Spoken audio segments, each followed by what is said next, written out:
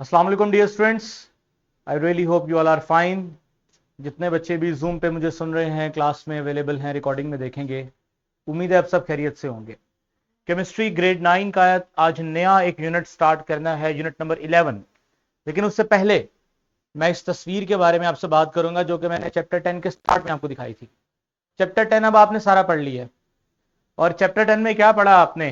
Periodic classification of element. अब periodic का नाम सुनते साथ ही समझ आ जाता है कि what is meant by periodic.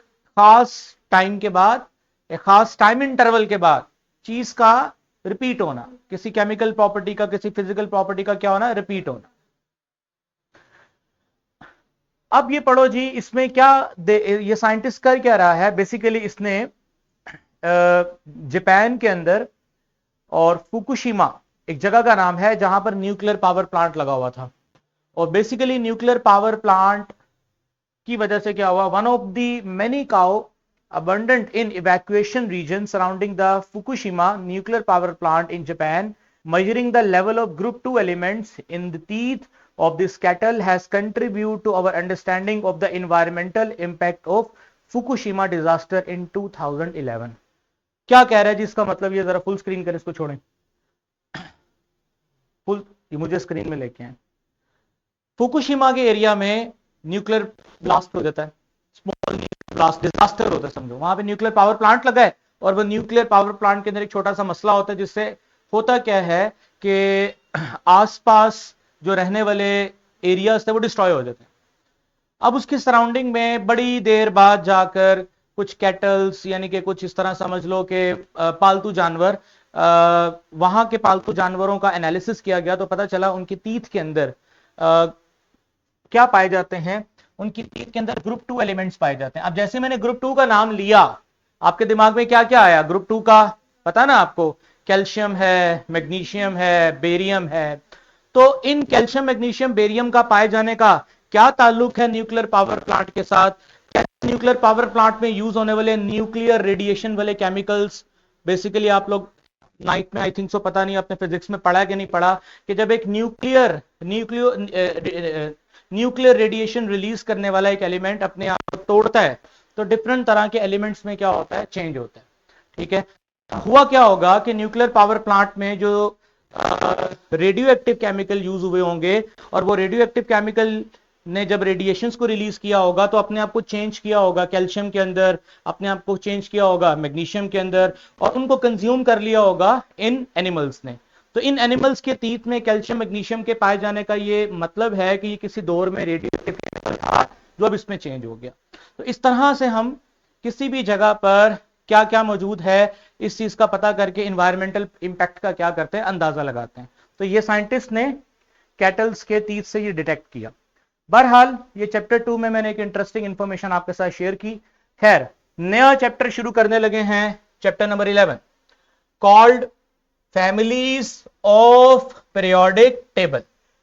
आपको याद होगा कि जो चैप्टर 10 का एंड किया था उसमें हमने फैमिलीज का मतलब अच्छे से समझ लिया था। क्या मतलब होता है फैमिलीज का? पीरियोडिक टेबल में मशहूर ग्रुप्स जिनको हम नाम से जानते हैं उन्हें क्या नाम देते हैं? फैमिलीज। जैसे मशहूर मशहूर फैमिलीज कौन सी थी? Alkalis, alkaline earth metal, halogens, noble gases, ये थी फैमिलीज ग्रुप वाली। फिर एक पीरियड वाली फैमिली भी थी जो पूरा ब्लॉक था, एक लेंथेनाइट, एक्टेनाइट, ट्रांजिशंस। अब उन्हीं फैमिलीज को थोड़ा थोड़ा थोड़ा इस चैप्टर में हमने डिस्कस करना है। ठीक है, तो आज के हमारे लर्निंग आउटकम बड़े सिंपल है। डिफाइन करना हमने, सिर्फ डेफिनेशन किसकी? ग्रुप 1 आता है हमें ऑलरेडी, जिसको हम क्या नाम दे के आए? शाबाश, अल्कली मेटल्स। अच्छा, as relatively soft metals with general trend down the group limited to decreasing melting point, increasing density and increasing reactivity. यानी वो कह रहा है कि आपने टॉप टू बॉटम इस ग्रुप की इन तीन बातों को पढ़ना है, जो कि ऑलरेडी हम कहां पढ़े हैं? पिछले चैप्टर में पढ़ा है कि टॉप टू बॉटम इनका मेल्टिंग बॉइलिंग पॉइंट भी क्या होता है? कम होता है। पढ़ा था ना आपने?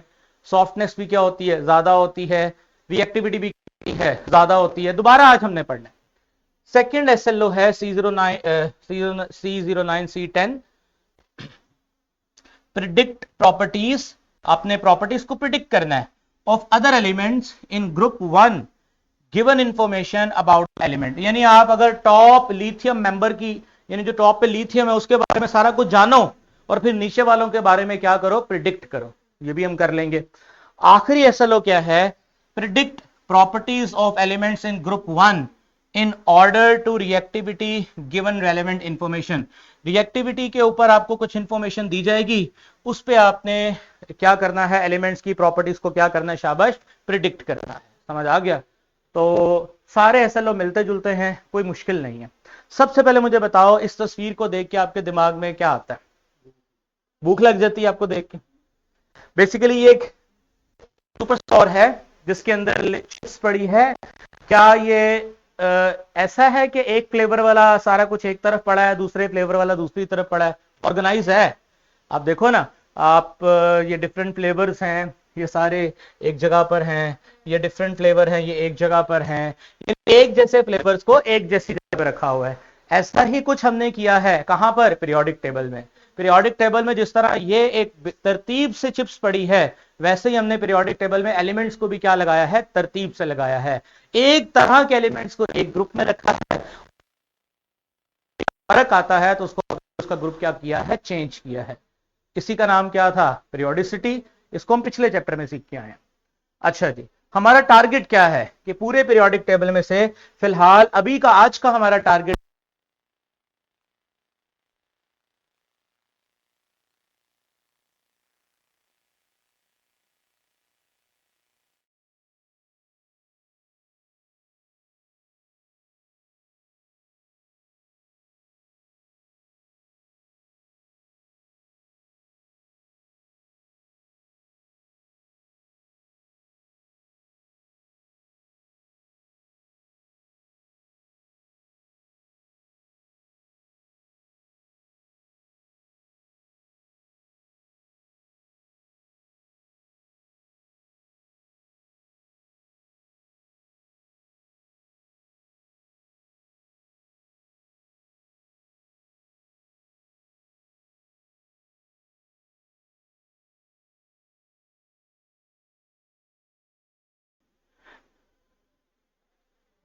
ओके स्टूडेंट्स, इसको अरेस्ट करोगे? ओके स्टूडेंट्स, तो शुरू करते हैं।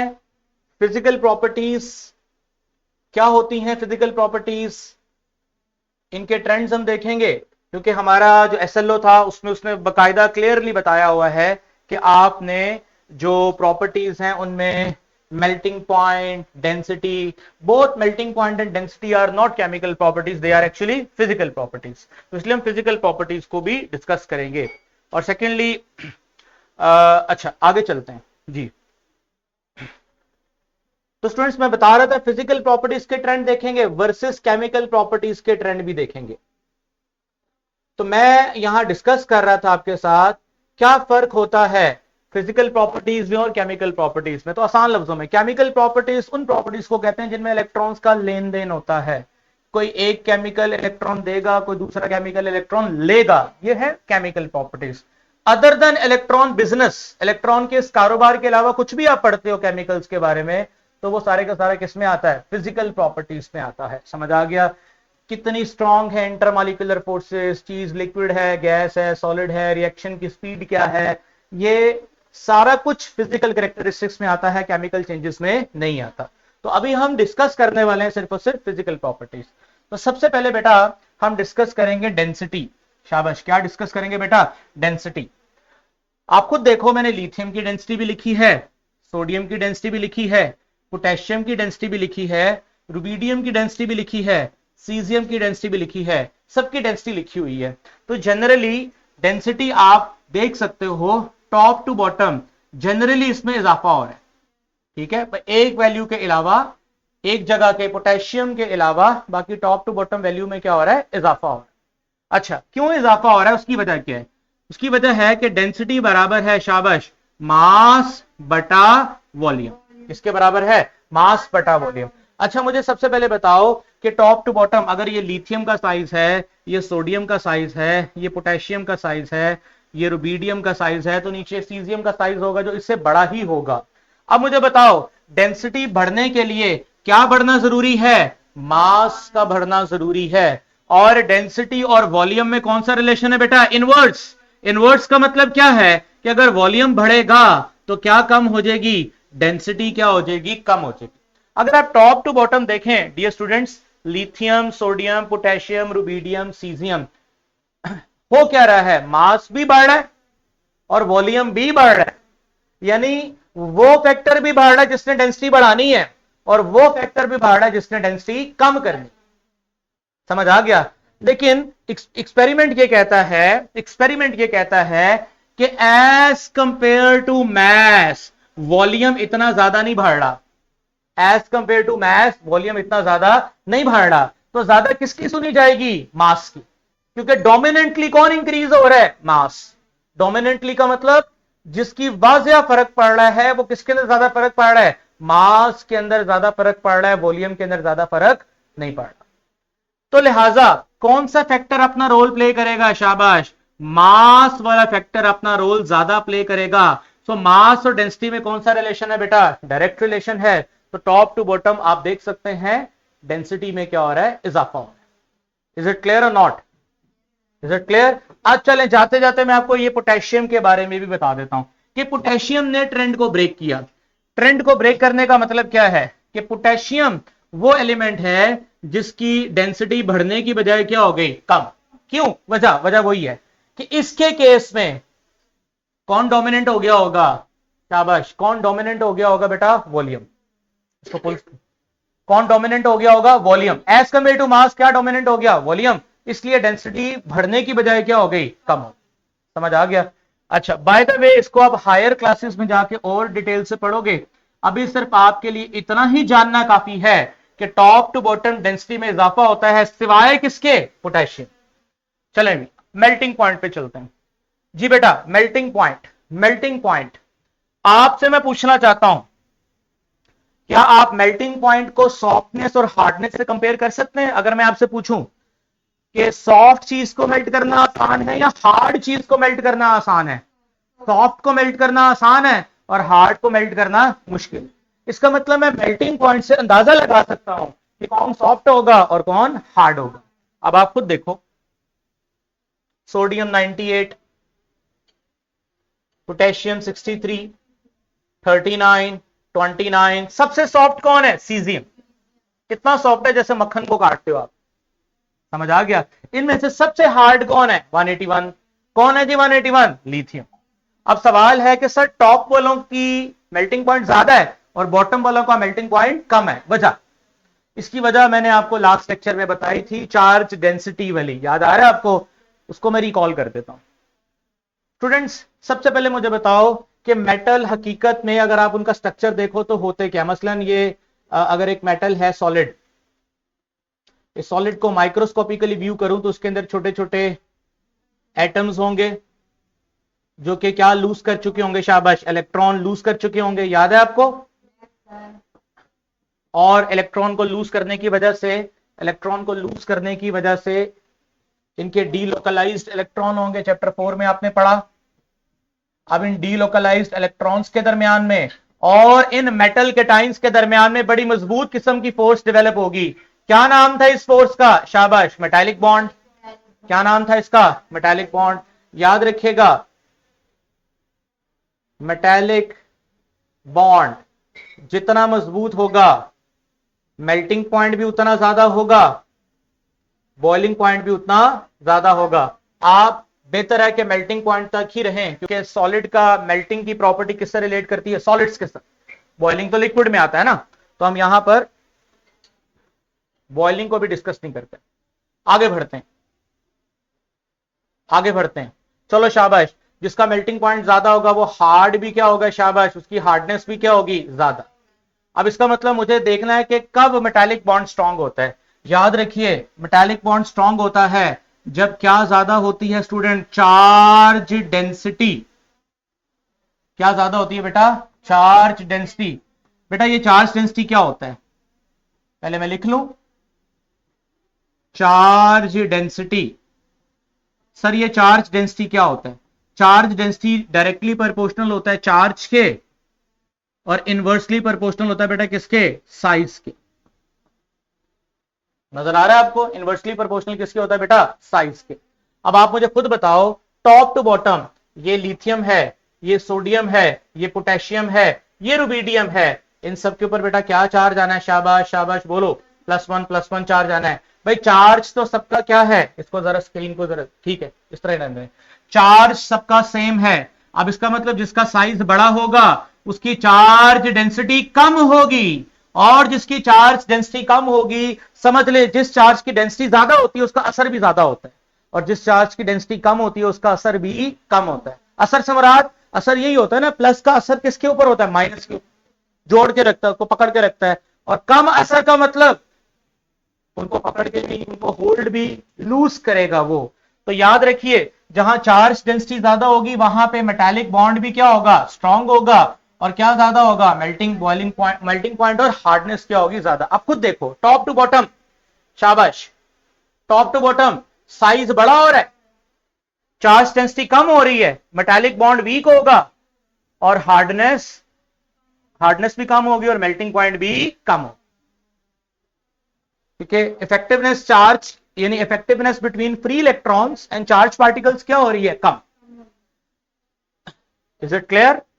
Effectiveness between free electrons and cations of metal कम हो रहा है टॉप टू बॉटम।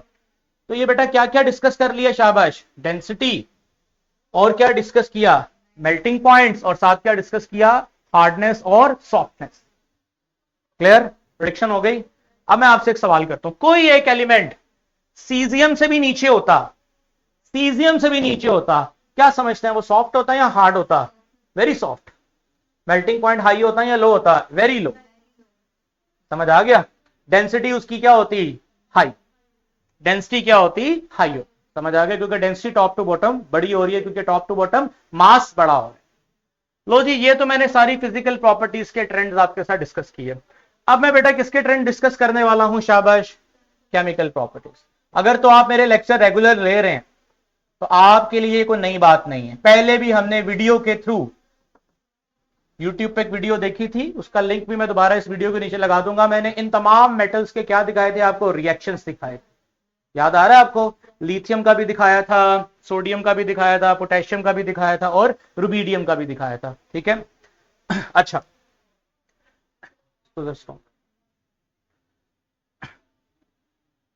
तो जी स्टूडेंट्स, तो जैसे कि आपने वीडियो में देखा, टॉप टू बॉटम इनका क्या बड़ा हो रहा है? साइज। उसकी वजह से इनके लिए क्या सहूलत होगी? इनके लिए सहूलत होगी, बेसिकली ये मेटल्स हैं, मेटल्स ने क्या लूज करने हैं? इलेक्ट्रॉन। तो इनके लिए इलेक्ट्रॉन लूज करना आसान से आसानतर होता जाएगा, और इनके रिएक्शन की विग्रोसिटी और रिएक्शन की स्पीड क्या होती जाएगी? बढ़ती जाएगी। तो top to bottom we can say that कि इनके रिएक्शन की इंटेंसिटी भी बढ़ेगी और उसकी रेट ऑफ रिएक्शन भी बढ़ेगा, यानी टॉप टू बॉटम रिएक्टिविटी बढ़ेगी। पहले भी आपको बता क्या है। तो बेटा आप देख सकते हैं, ये लिथियम है और ये कौन है? फ्रांशियम। आपको कार्टून से अंदाजा हो गया कि कौन कितना ज्यादा खतरनाक है। Top to bottom chemical reactivity में इजाफा हो गया। आपको ऐसा नहीं महसूस हुआ ये सारा कुछ पहले पढ़ा हुआ है? क्योंकि हमने पहला इससे प्रीवियस चैप्टर बहुत अच्छे तरीके से पढ़ा है, क्योंकि ये अब आने वाली चीजें सारी कहीं ना कहीं उनसे लिंक है। हालांकि अलग एसएलओ है, लेकिन हमें एसएलओ आते हैं। तो हमने अल्कली मेटल्स क्या है? अल्कली का मतलब मैं पहले ही बता चुका हूं आपको। अल्कली अरेबिक जुबान का वर्ड है, और जिसका मतलब होता है ऐश। तो अरबी के अंदर, अरब कंट्रीज के अंदर जब लोग ट्रैवल करते थे तो रास्ते में आग लगाते थे, और आग में पत्तों का इस्तेमाल करते थे, दरख्तों का इस्तेमाल करते थे। उस ऐश में देखा गया तो क्या था? सोडियम था, मैग्नीशियम था, कैल्शियम था। इसलिए इन मेटल्स का नाम रखा गया अल्कली मेटल्स। ठीक है? तो ये तो हमने पढ़ लिया। सॉफ्ट होती हैं, ये भी मैंने बता दिया। इनका जनरल ट्रेंड आपको बताया, मेल्टिंग पॉइंट को, इंक्रीजिंग डेंसिटी को लेके और इंक्रीजिंग रिएक्टिविटी को लेकर। फिर हमने प्रिडिक्शन भी करना सीख ली ग्रुप 1A एलिमेंट्स की।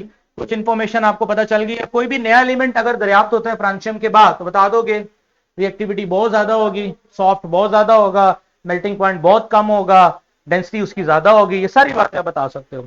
इस तरह नीचे वाला एसएलओ भी वही कह रहा है कि आपको अगर इंफॉर्मेशन दे दी जाए, मैं कहता हूं जी फर्स्ट ग्रुप के एलिमेंट्स में से बताओ कि मैं किस एलिमेंट की बात कर रहा हूं। एक रैंडम एलिमेंट में लेता हूं एक्स, ताल्लुक इसका फर्स्ट ग्रुप से है, मैं कहता हूं जिसकी डेंसिटी बहुत हाई है, तो आप कहोगे कि ये ऊपर नहीं है, नीचे है। इंफॉर्मेशन दी ना, ये बहुत रिएक्टिव है, आप कहोगे ये नीचे है ऊपर नहीं है, ये बहुत हार्ड है, टॉप वाला होगा बॉटम वाला नहीं होगा। तो मैं कुछ इस तरह की वैल्यूज देके इसकी जगह का पता करवा सकता हूं। Is it clear? तो ये भी आपको इजीली करना आता है। लास्ट पे मैंने आपके लिए क्वेश्चंस दिए हैं, सारे बच्चे क्वेश्चंस देखें। पहला सवाल है, what characteristics trend in melting point is observe as you move down the group in first. पता है आपको अल्कलाइन मेटल के डाउन द ग्रुप क्या ट्रेंड आपने देखे? How does the density of alkali metal change as you descend the group? नीचे जाते हो तो क्या चेंज होता है पता है आपको? Describe how the reactivity of ये जरा देखिएगा, describe how the reactivity of alkali, ये क्या हो रहा है?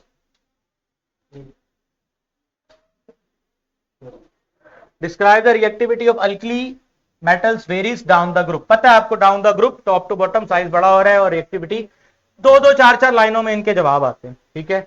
Based on general trend of alkali metal predict the melting point of element lower in the group 1 compare to the higher up. Higher वाले का मेल्टिंग पॉइंट ज्यादा होगा, lower वाले का मेल्टिंग पॉइंट कम होगा। कंपैरिजन बता दी ना आपने। Why would it be different? अब इसकी वजह मैंने चार्ज डेंसिटी के रेफरेंस में आपको बताई। टॉप वाले की चार्ज डेंसिटी ज्यादा होगी, बॉटम वाले की कम होगी। आगे देखते हैं, consider the increasing reactivity trend which alkali metal would be expected to most reactive and why? Obviously bottom वाला मोस्ट रिएक्टिव होगा क्योंकि उसका साइज बड़ा है, उसके लिए इलेक्ट्रॉन लूज करना क्या है, आसान है। समझ रहे हो ना सारी बात? How would you predict the physical properties such as densities and softness of newly discovered alkali metal based on its position in the group? आप बताओगे अगर न्यूली डिस्कवर एलिमेंट टॉप पे होगा तो उसकी डेंसिटी कम होगी, हार्ड ज्यादा होगा।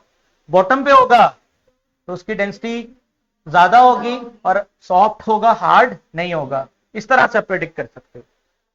नॉलेज हमारा खत्म हो गया, आसान सा नॉलेज था। कल हमने अभी इसी तरह की बातें करनी है, किसके बारे में? हैलोजेंस के बारे में, और वो भी हमने की हुई है। समझ गए हो? कोई सवाल है आप में से किसी का तो कर सकते हैं। All clear? ओके जी, अल्लाह हाफिज, थैंक यू।